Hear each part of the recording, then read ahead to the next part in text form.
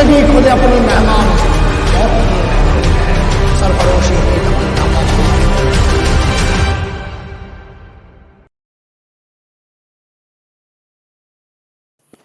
Hello dear student, मैं doctor Saurabh Dwivedi civil defence academy में आपका वेलकम करता हूँ।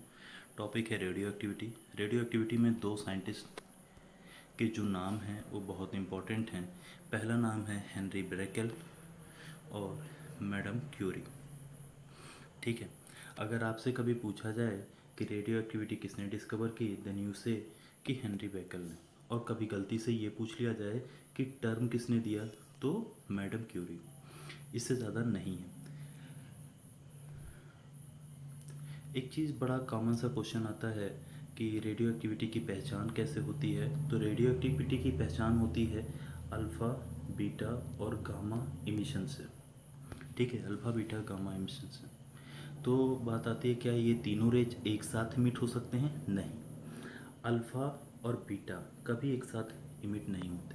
पहले अल्फ़ा हो गया, फिर बीटा हो गया, ठीक है, या पहले बीटा हो गया फिर अल्फ़ा हो गया। बट गामा जो होता है वो इमिट हो सकता है अल्फ़ा और बीटा के साथ। ठीक है, अब देखिए, हम पूरी बात तो नहीं बताएंगे कि बीटा अल्फ़ा कैसे क्या है, क्योंकि वो पूरा लेक्चर हो जाता है। ठीक है, मैं सीधे आपको दो पॉइंट पे ले चलूँगा, न्यूक्लियर फ्यूजन और न्यूक्लियर फिशन पे। न्यूक्लियर फ्यूजन, ठीक है। तो एक चीज़ देखिएगा, न्यूक्लियर फ्यूजन जो है उसका जो मतलब होता है, फ्यूजन का मतलब होता है क्या, सॉरी, पहले न्यूक्लियर फिशन देख लेते हैं फिर फ्यूजन देखते हैं। न्यूक्लियर फिशन, फिशन का मतलब होता है किसी चीज़ को तोड़ना।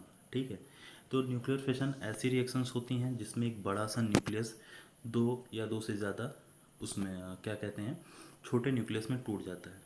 सबसे ट्रेंडिंग जो सवाल रहा है या सबसे ज़्यादा जो पूछा गया है वो ये पूछा गया है कि 92 यूरेनियम 235 जब टूटता है तो किस में टूटता है। तो बेरियम, और ये पोटेशियम नहीं है बेटा, ये Kr है, क्रिप्टॉन है। ठीक है, इसमें टूटता है। अब बात आती है कि ये जो रिएक्शंस होती है न्यूक्लियर फिशन, ये दो तरह की होती है। एक तो होती है कंट्रोल और एक होती है अनकंट्रोल। अनकंट्रोल तो आप बड़े आसानी से समझ सकते हो। अनकंट्रोल में आपसे बस एक ही सवाल पूछा गया है, और वो सवाल ये है कि अनकंट्रोल रिएक्शंस जो होती हैं वो क्या है। तो उसका एग्जांपल याद रखिएगा, अनकंट्रोल न्यूक्लियर फिशन का एग्जांपल है एटम बम।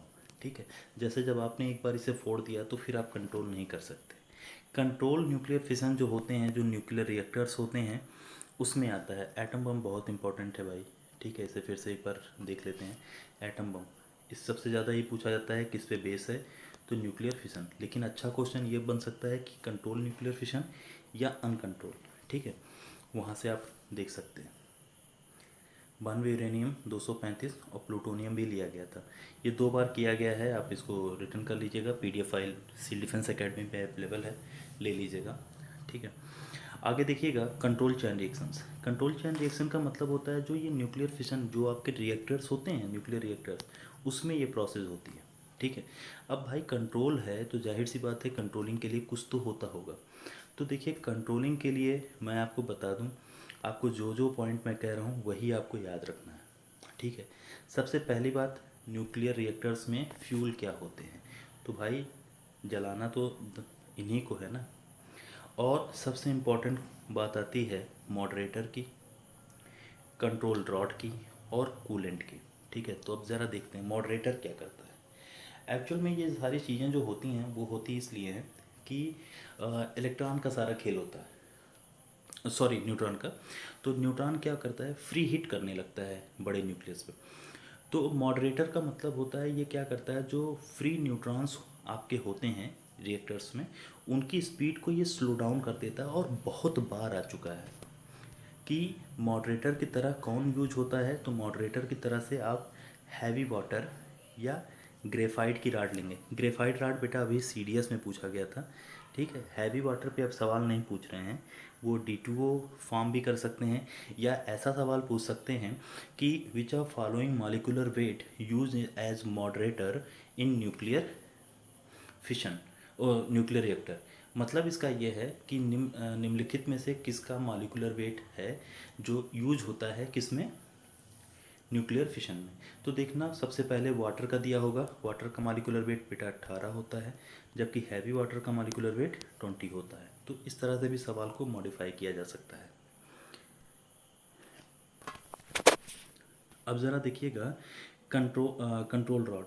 जैसे इसमें याद रखना कि अगर कंट्रोल रॉड की बात कर ले तो दो चीज़ याद रखना इसमें कि देखो, एक ग्रेफाइट रॉड तो आपको याद रखना है मॉडरेटर में। कंट्रोल रॉड की अगर बात करें तो उसमें क्या करोगे, उसमें हाँ बोरान और कैडमियम, ठीक है, ये कंट्रोल करते हैं। अच्छा, ये तो कंट्रोल रॉड हो गया, आपने कहा ठीक है।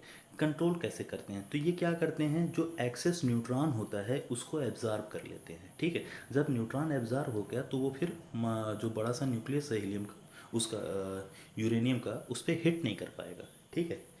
कूलेंट, कूलेंट की तरह हम याद रखना, कूलेंट की तरह हम यूज करते हैं हीलियम को, ठीक है, और